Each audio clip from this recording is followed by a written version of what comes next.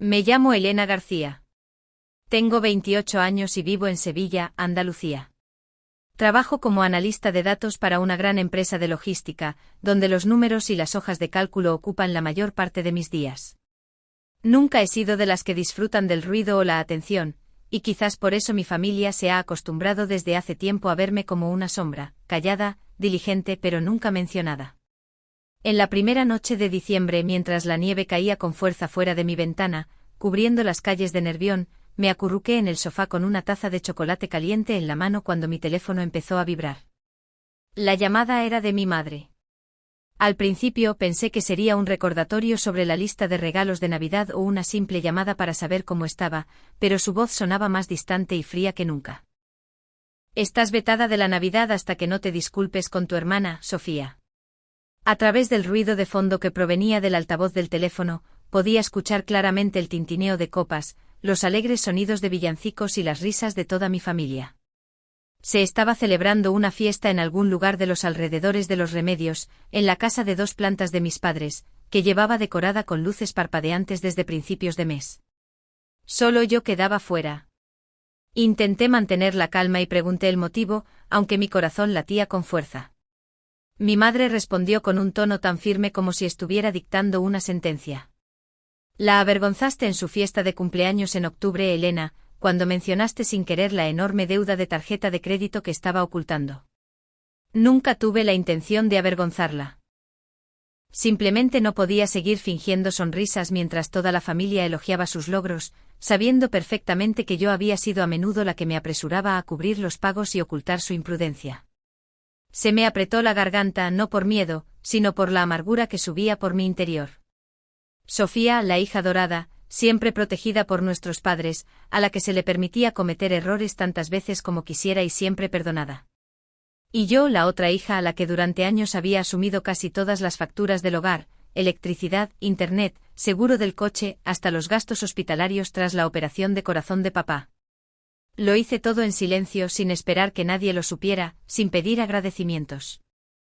Y sin embargo ahora, solo por haber dicho una verdad que todos los demás evitaban, me echaban de mi propia casa en Navidad. Me quedé en silencio unos segundos, y entonces escuché al otro lado de la línea la risa de Sofía mezclándose con el sonido de las campanillas de plata, mientras toda la familia seguía celebrando como si yo no existiera. ¿Alguna vez te has sentido apartada por tu propia familia simplemente porque se negaban a ver todo lo que sacrificaste por ellos? Si alguna vez te has sentido así, dime desde dónde escuchas esta historia para saber que no estoy sola. Colgué el teléfono en la mesa, mis manos todavía temblando por la cruel llamada. El sonido de las risas de mi familia resonaba en mi cabeza, obligándome a volver a viejos recuerdos, a heridas que hacía tiempo que había ocultado bajo una fachada de fortaleza. Recordé mis años en la Universidad de Sevilla, donde compaginaba ser estudiante a tiempo completo con un trabajo a tiempo parcial en la biblioteca y una pequeña cafetería en la calle Sierpes para cubrir la matrícula y el alquiler. Mientras mis compañeros tenían la libertad de unirse a organizaciones estudiantiles o salir los fines de semana, yo solía terminar un turno a medianoche, regresando a una habitación abarrotada con el olor a café todavía pegado a mi ropa. Nunca culpe a nadie porque fue mi elección. Pero el dolor comenzaba cada vez que llamaba a casa y escuchaba a mi madre hablar de Sofía, mi hermana, que vivía en un elegante apartamento en el centro de Sevilla. Con mis padres cubriendo el alquiler mensual completo, incluyendo las tarifas de aparcamiento en un edificio de lujo en el que yo nunca me había atrevido a entrar. Sofía siempre fue vista como el orgullo de la familia.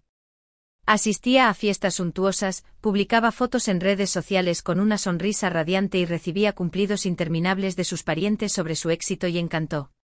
Mis padres hablaban con orgullo a todo el mundo de su hija mayor en marketing, mientras que nadie mencionaba nunca a mí, la hija menor, trabajando hasta tarde y enterrada bajo préstamos estudiantiles. Las comparaciones constantes, la forma en que me mantenían fuera del escaparate de orgullo familiar, me enseñaron gradualmente a permanecer en silencio, a tratar mi propia existencia como un tenue telón de fondo en su cuadro pintado de forma brillante.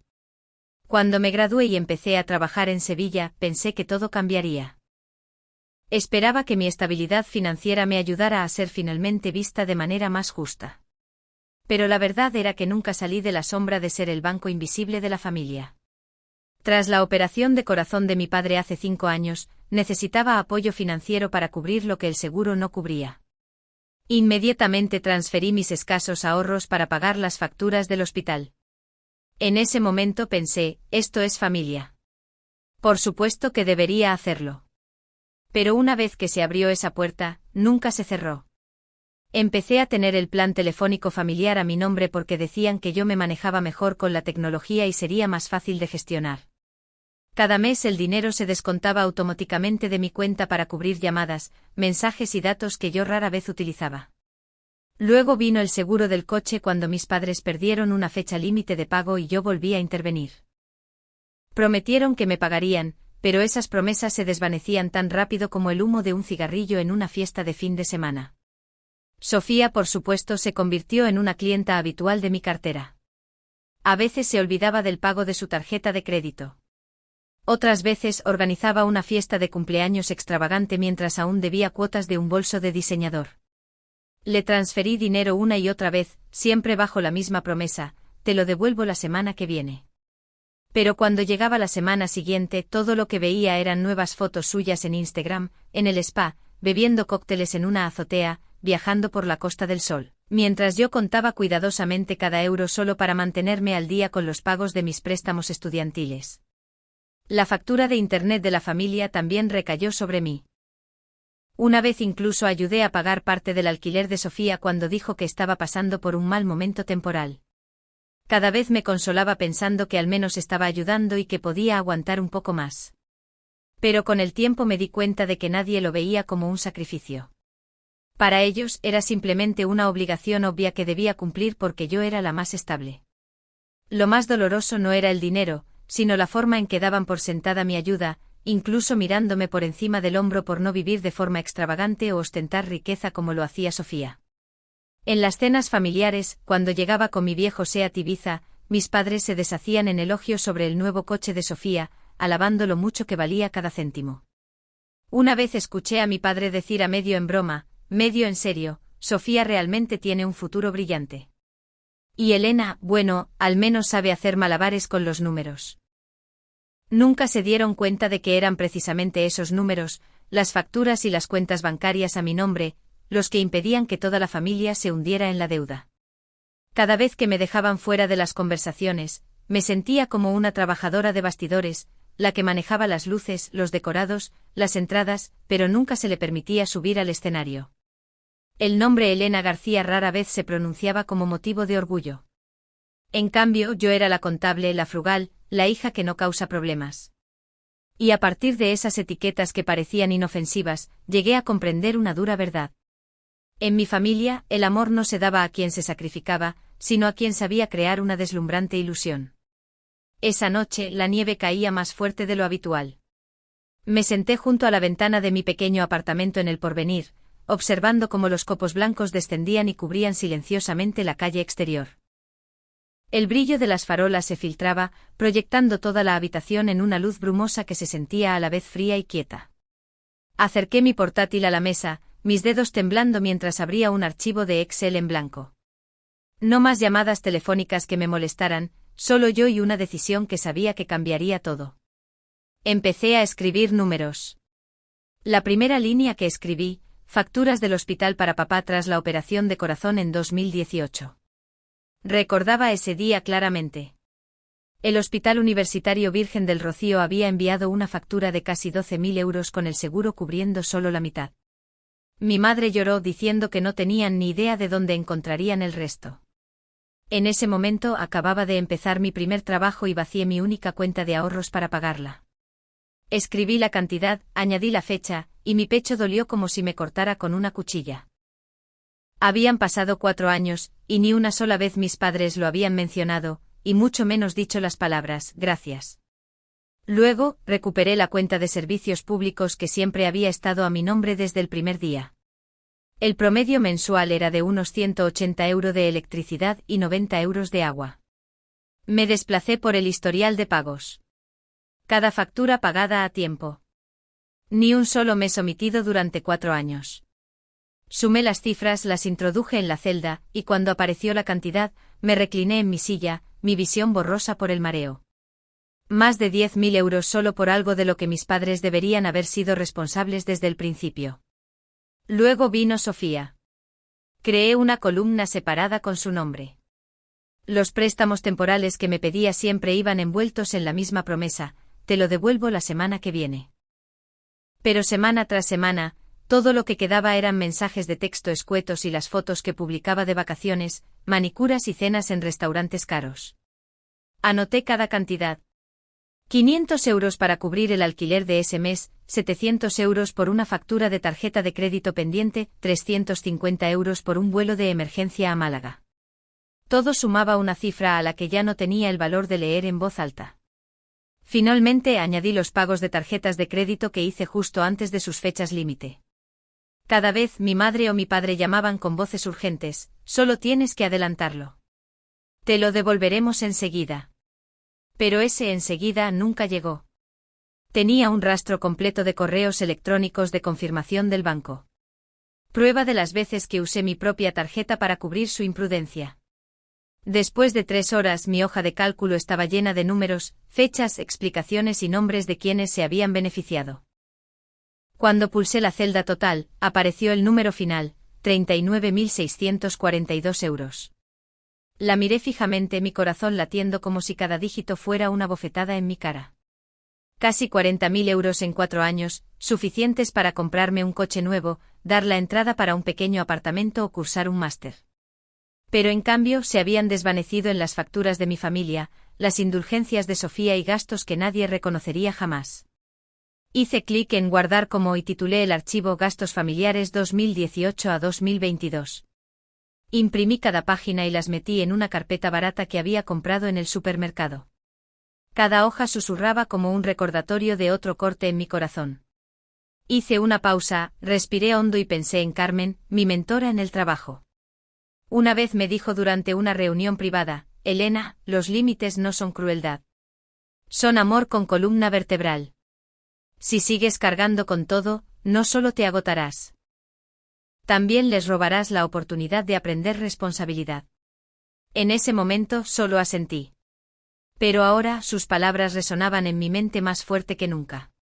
Dejé la carpeta sobre la mesa, me recliné en mi silla y miré las luces de Navidad que brillaban desde el apartamento de enfrente. En ese momento supe que había tomado una decisión de la que nunca podría retractarme. Iba a convertir el consejo de Carmen en acción. Cortaría todo: las tarjetas, los planes, las autorizaciones de pago. Si me veían como un banco viviente, entonces ese banco cerraba para siempre. Cogí un bolígrafo y escribí una corta línea en la portada de la carpeta: esto es lo que he hecho por todos, y esto es lo que ya no haré. Las letras temblaban, pero eran firmes. Cerré la carpeta y mientras una corriente de aire frío entraba por la puerta, de repente me sentí un poco más ligera. No porque el dolor hubiera desaparecido, sino porque por primera vez sabía que estaba tomando el control de mi propia vida. Una semana antes de Navidad, cuando toda Sevilla brillaba con luces y All I Want for Christmas resonaba en cada cafetería, empecé a cortar las cosas paso a paso. Una parte de mí todavía temblaba por dentro porque durante años me había acostumbrado a ser la bombera, acostumbrada al miedo de que si no pagaba, todo se derrumbaría. Pero entonces recordé la cifra: 39.642 euros en esa hoja de cálculo. No era solo dinero. Eran los años que sacrifiqué, sueño, oportunidades y pedazos de mi juventud para tapar agujeros que nunca fueron míos. El primer paso: inicié sesión en mi cuenta bancaria en línea y fui a la sección de pagos automáticos de la hipoteca de la Casa de los Remedios. Con solo unos clics cancelé la autorización de pago automático. El sistema envió una confirmación por correo electrónico: autorización de pago cancelada. Ver esas palabras en la pantalla hizo que mi corazón se acelerara. En mi cabeza escuché la voz de mi madre de todas esas veces que dijo casualmente: menos mal que pusiste el pago automático, si no, se me habría olvidado. Cerré el portátil, inhalé profundamente y sentí como si hubiera cortado una cuerda invisible que me había estado atando durante años. Al día siguiente fui a la tienda de Vodafone cerca de mi apartamento. Entregué mi DNI y le dije al dependiente que quería dividir el plan telefónico familiar en cuentas separadas. Me miró y preguntó: ¿estás segura? Ahora mismo, la cuenta tiene 4 líneas activas.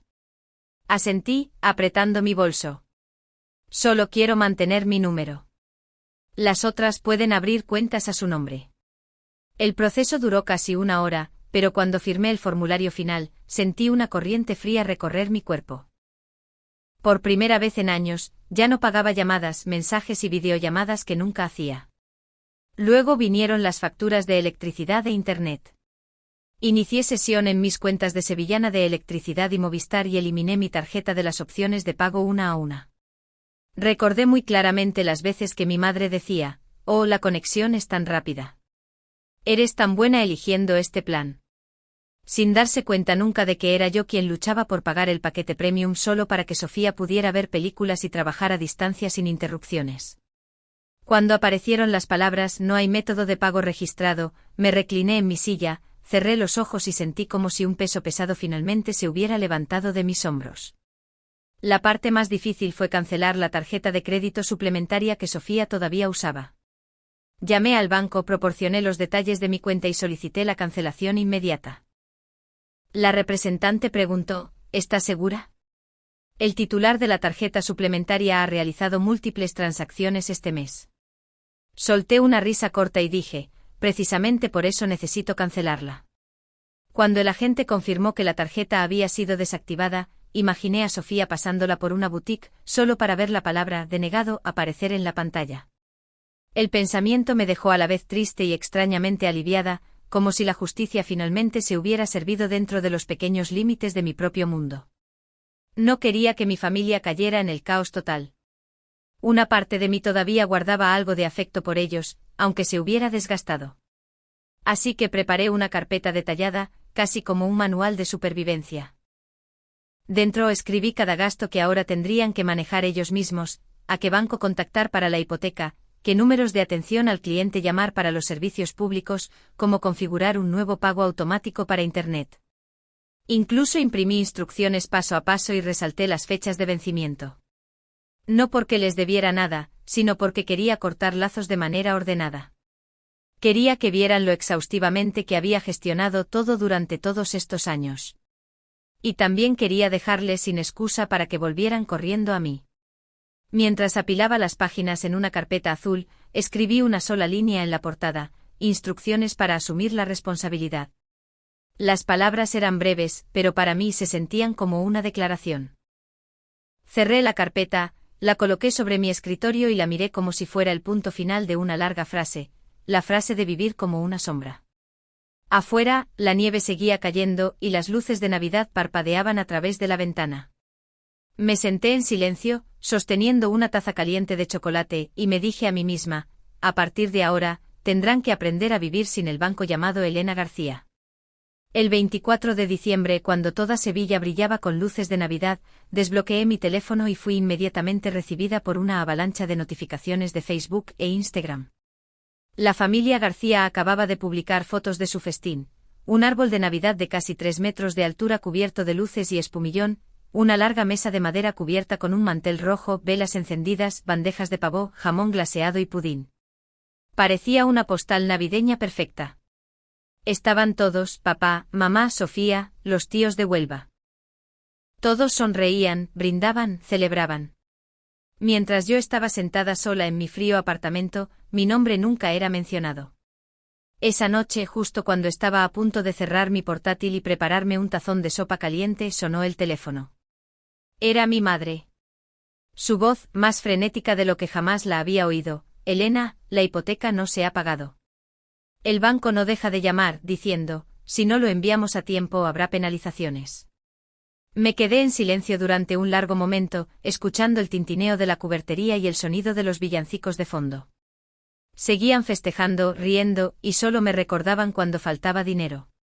Respiré hondo y respondí: iré, poned la mesa, porque traigo un gran regalo para todos. Media hora después, estaba parada en la puerta de la casa de mis padres en Los Remedios.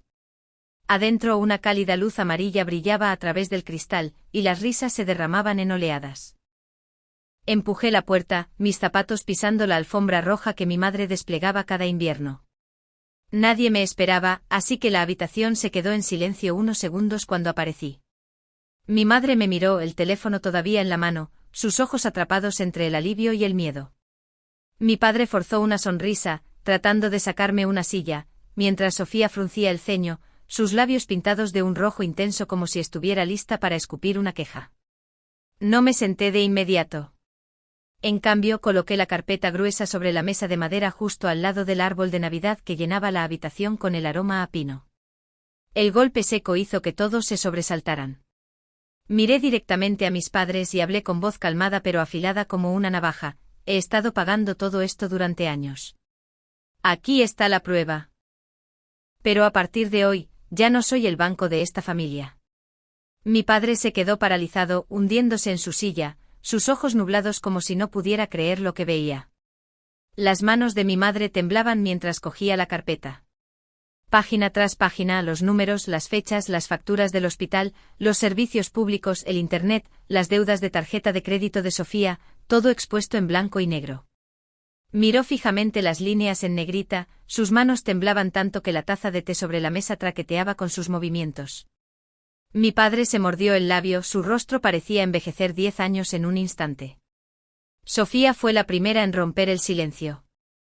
Su rostro se puso rojo como una remolacha cuando espetó: «Eres tan mezquina. Es Nochebuena. ¿Quién saca el dinero solo para arruinarlo todo?» Me volví hacia ella y saqué una funda de plástico transparente llena de capturas de pantalla impresas de nuestros mensajes de texto. Cada línea resaltada en amarillo. ¿Recuerdas estas veces que me pediste dinero? 600 euros para el alquiler, 700 euros para tu tarjeta de crédito, 350 euros para un vuelo a Málaga. Prometiste devolvérmelo la semana que viene, pero esa semana nunca llegó. Aquí está la prueba. Deslicé la pila de papeles por la mesa hacia ella. Sofía la agarró, sus ojos se movían por cada línea antes de que su rostro se pusiera carmesí de vergüenza. Abrió la boca como para discutir, pero su voz se quebró en su garganta. «Tú. Estás intentando mancharme». Finalmente gritó, pero el grito sonó más como una súplica débil que como una acusación. No grité y no temblé. Hablé despacio, con claridad, asegurándome de que todas las personas en la habitación pudieran oírme. Durante los últimos 3 años, he cargado con casi 40.000 euros para esta familia. Pagué las facturas del hospital de papá, los servicios públicos, el internet, e incluso las deudas que tú, Sofía, tratabas como una broma. Lo hice todo en silencio y a cambio fui borrada de la Navidad. Si el amor familiar solo existe cuando le vierto dinero, entonces lo siento. Ya no necesito ese tipo de amor. Mi madre dejó la carpeta, sus ojos brillantes de lágrimas. No sabíamos si hubiéramos sabido que habías hecho tanto. Mi padre intervino, su voz ronca: pensé. Pensé que Sofía se encargaba de ello ella misma. Negué con la cabeza, interrumpiéndole. No. Fui yo. Y he esperado 3 años solo para escuchar un simple gracias. En lugar de eso, recibí un destierro. El aire en la habitación se espesó, roto solo por el tenue crepitar de las velas encendidas. Sofía se mordió el labio y apartó la mirada. Algunos parientes se quedaron petrificados, evitando mi mirada. Sabía que este momento cambiaría para siempre la forma en que me veían. Ya no la sombra silenciosa, sino la que acababa de sostener un espejo frente a la cruda verdad de nuestra familia. Enderecé la espalda, miré alrededor una vez, luego exhalé suavemente. No me quedaré a cenar. Solo vine a mostrarles lo que necesitaban ver. A partir de ahora, paguen lo que es suyo. Deslicé la carpeta por la mesa, dejándola atrás, y luego me di la vuelta y caminé hacia la puerta. Detrás de mí, la débil voz de mi madre llamó: «Elena, espera». Pero no me detuve. Abrí la puerta y el viento frío entró, trayendo consigo el lejano sonido de los villancicos. Por primera vez, salí de esa casa llevando nada más que a mí misma. A la mañana siguiente me desperté más tarde de lo habitual. El apartamento estaba tan silencioso que podía oír el viento silbando fuera de la ventana y el suave zumbido de la calefacción. Me estiré, caminé hacia la cocina y me preparé una taza de café. Cuando abrí mi teléfono, lo primero que noté fue esto: el grupo de chat familiar, normalmente zumbando cada mañana con los mensajes de mi madre, las fotos de comida de Sofía o los recordatorios aleatorios de mi padre, estaba completamente en silencio. Los últimos mensajes seguían siendo las bromas y la charla de la noche anterior, justo antes de que llegara y pusiera la carpeta sobre la mesa. Después de ese momento, todo se había vuelto oscuro, como si todo el chat grupal abarrotado hubiera dejado de respirar de repente. Por un segundo se sintió extraño. Durante años mi teléfono había estado sonando constantemente por ellos, la mayoría de las veces por pequeñas demandas o sutiles empujones para que cubriera otra factura. Ahora el silencio se sentía a la vez vacío y liberador. Me senté, bebí mi café y me permití disfrutar de la quietud. Alrededor del mediodía, me desplacé por Facebook. La primera publicación que apareció fue de Sofía. Una foto del resplandeciente árbol de Navidad de anoche con un gran título que decía: «Qué triste cuando alguien de tu misma sangre olvida a la familia. El dinero nunca puede reemplazar el amor». Debajo algunos de sus amigos habían dejado emojis de corazón o comentarios como: «Tienes razón. La familia es lo primero». Pero noté que los me gusta eran muchos menos de lo habitual. Incluso hubo algunos comentarios disidentes de parientes que siempre se habían mantenido en silencio antes. La familia tiene que ser justa, no solo coger sin dar. Un primo incluso escribió directamente: «Si no fuera por Elena, esta casa habría sido embargada por el banco hace mucho tiempo». Leyendo esas palabras no sentí alegría. En cambio, una tristeza silenciosa me invadió, como si la verdad finalmente hubiera salido a la luz, pero muy tarde para sanar las heridas ya profundamente grabadas. Sofía sin duda estaría furiosa por perder el halo en el que siempre se había bañado, pero yo ya no tenía energía para preocuparme. Esa tarde sonó mi teléfono. Era mi padre.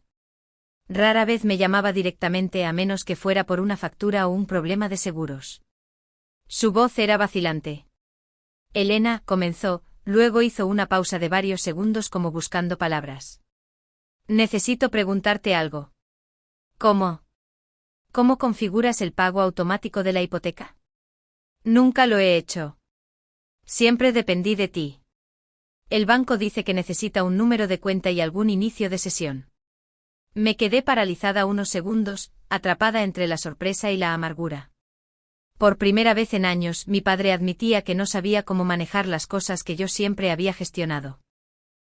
Respiré hondo, luego expliqué lentamente: «Tendrás que llamar directamente al servicio de atención al cliente del banco. Te enviarán instrucciones por correo electrónico. Necesitarás usar tu propio nombre para verificarlo». Se quedó en silencio por un momento, luego dijo suavemente: «Gracias». Después de colgar, me quedé sentada quieta en mi silla. En el fondo sabía que esa llamada no era solo una pregunta técnica. Era la primera señal de cambio, una silenciosa admisión de que ya no éramos sus salvavidas por defecto. Esa noche recibí un mensaje de mi madre. Solo una línea corta pero pesada: «Nunca me di cuenta de que hiciste tanto. Intentaremos manejar las cosas nosotros mismos». Lo leí una y otra vez. Sin disculpa, sin un claro gracias, pero para mi madre, simplemente admitir que nunca se había dado cuenta ya era un gran paso. Dejé mi teléfono sobre la mesa y cerré los ojos. Las lágrimas brotaron no por dolor, sino porque por fin una parte de la verdad había llegado a ellos. Al día siguiente el grupo de chat familiar seguía en silencio. No más notificaciones constantes. No más mensajes juguetones. Solo un largo y pesado silencio. Empecé a darme cuenta de algo. La verdad tiene su propio poder. No necesita que yo grite. No necesita que yo suplique. Todo lo que necesitaba era que la pusiera sobre la mesa y remodelaría la forma en que todos veían las cosas por sí sola. Y en ese cambio, por primera vez, sentí que ya no era pequeña. En los días posteriores a esa confrontación, noté un extraño vacío en mi vida. Mi teléfono sonaba menos. Mi bandeja de entrada ya no se inundaba con recordatorios de pago. Mi pequeño apartamento en El Porvenir de repente se sentía más grande, más brillante, como si hubiera abierto una puerta y dejado entrar el viento. Al principio, ese silencio me desestabilizó. Me había acostumbrado a ser tirada en todas direcciones por las demandas, a que mi latido se acelerara cada vez que sonaba el teléfono, a la culpa que me inundaba cada vez que decía que no. Pero gradualmente comprendí que este silencio no era una pérdida, era un regalo. Empecé a centrarme en mi propio futuro. Una tarde, mientras la nieve caía espesa fuera de la ventana de una cafetería cerca de mi oficina, me senté frente a mi portátil y envié mi solicitud para el programa de MBA a tiempo parcial en la Universidad de Sevilla. Era algo que había soñado durante años, pero que siempre dejaba de lado, pensando que tenía que ahorrar dinero para mi familia. Cuando llegó el correo electrónico de confirmación, mi corazón latió como si hubiera cruzado un umbral. Ya no era la sombra que vivía en el sacrificio. Estaba invirtiendo en un futuro que me pertenecía. También creé un nuevo fondo. Antes siempre guardaba un sobre en mi cajón etiquetado como emergencias familiares. Dentro estaba el dinero que reservaba para esas llamadas de pánico de mi madre o los mensajes urgentes de Sofía. Pero ahora saqué ese sobre, vacié el efectivo restante en una cuenta de ahorros separada y escribí una nueva etiqueta, plan personal. Ese único acto sencillo se sintió como liberarse de cadenas. Ese dinero ya no estaba destinado a tapar los agujeros interminables de otros, sino a nutrir mis propios sueños. El primer sueño era un viaje a Islandia para ver la aurora boreal. Recordé haber leído un artículo una vez con la frase: aquellos que han soportado la oscuridad más larga verán la aurora más bellamente. Esa frase se grabó en mi memoria como si hubiera sido escrita para mí. Abrí una nueva carpeta en mi ordenador, la llamé Viaje Aurora, y comencé a investigar los costos de vuelos, hoteles y tours de observación de auroras. Cada vez que transfería una pequeña cantidad a mi cuenta de ahorros de viajes, sentía que mi corazón se iluminaba. Cada euro ahorrado ya no era una preocupación por tener suficiente para cubrir la factura de otra persona, sino un escalón en el camino hacia mi propio sueño. Por las noches a menudo me sentaba junto a la ventana de mi apartamento contemplando las luces de los altos edificios en la distancia. Ponía una suave lista de reproducción de jazz, me preparaba una taza de té y me permitía saborear el silencio. Por primera vez en años, no me sentía culpable por vivir para mí misma. En cambio sentía paz, como si todo mi cuerpo estuviera envuelto en una manta cálida y suave. Era una sensación tan diferente del agotamiento que una vez conocí, cuando cada decisión que tomaba se cambiaba por el pensamiento de, si no ayudo, ¿qué pasará con ellos? Ahora entendía que si no podían aprender a asumir la responsabilidad, eso no era culpa mía. Empecé a cambiar hasta los hábitos más pequeños. En lugar de ir directamente a casa después del trabajo para revisar facturas, pasaba por el gimnasio y me apuntaba a clases de yoga por la noche. Compré libros de psicología y finanzas personales, del tipo que siempre había querido leer pero para los que nunca tuve tiempo.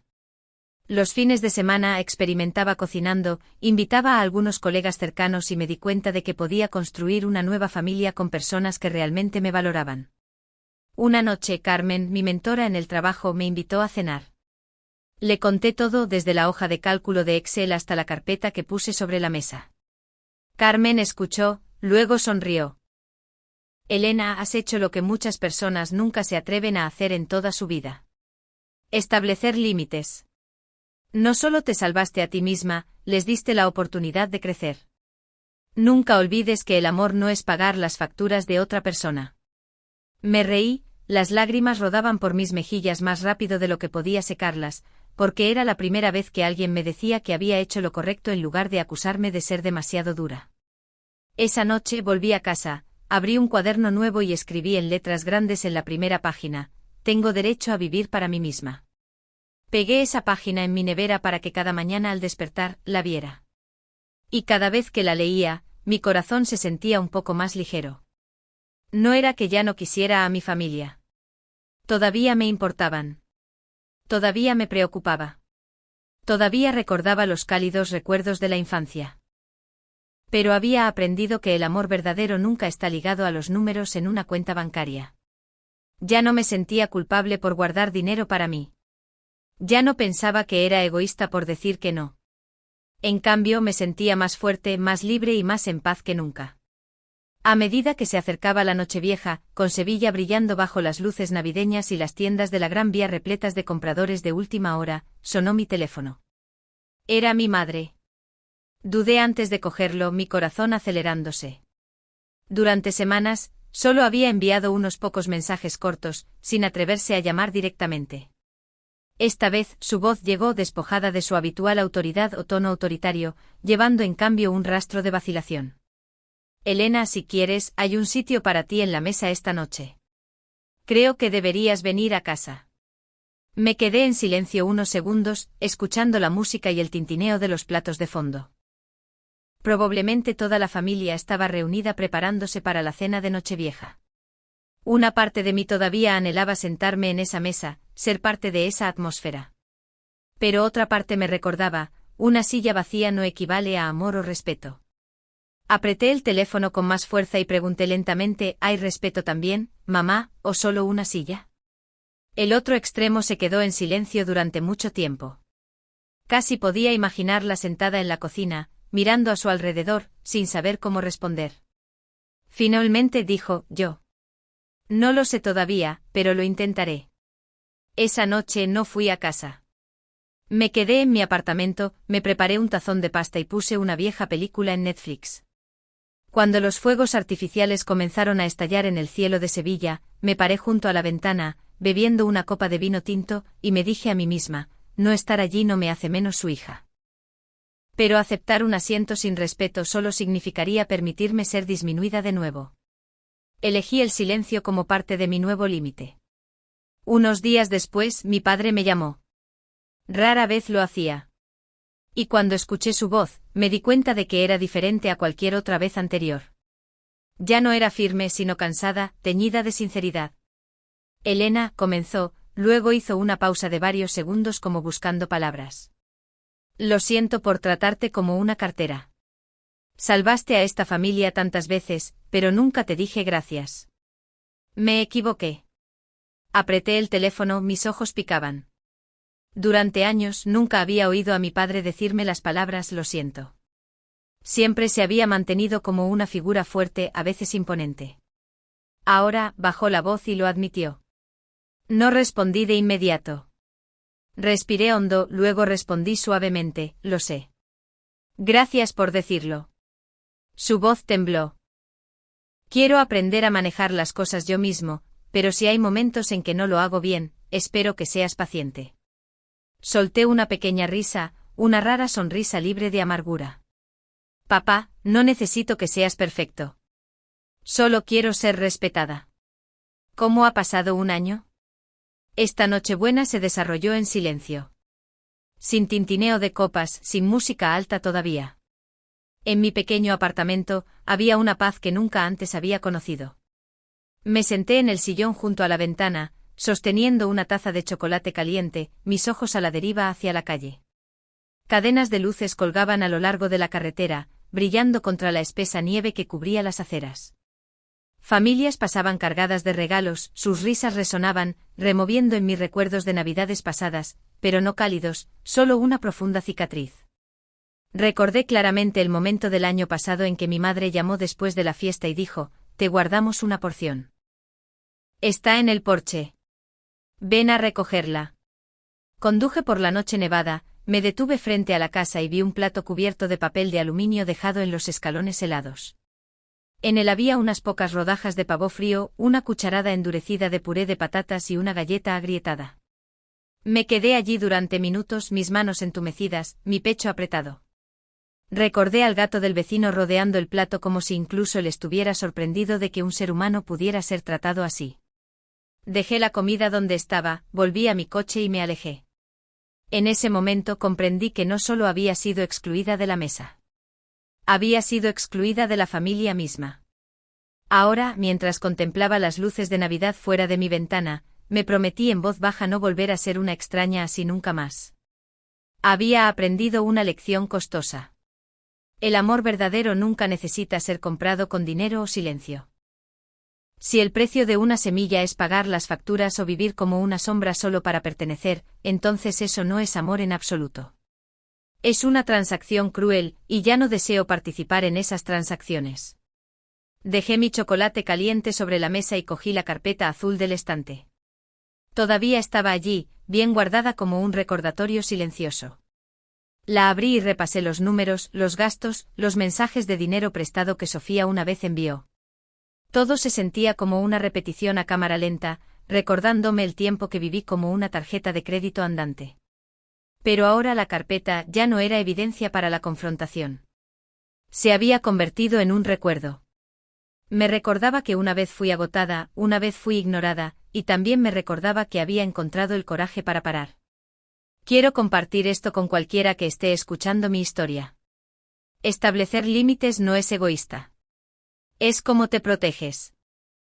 Durante años malinterpreté pensando que el amor significaba soportar, tolerar, sacrificar sin condiciones. Pero ahora, veo la verdad es lo contrario. Si permites que otros crucen tus límites una y otra vez, no solo pierdes su respeto, te pierdes a ti mismo. Establecer límites no significa abandonar a tu familia o dejar de preocuparte.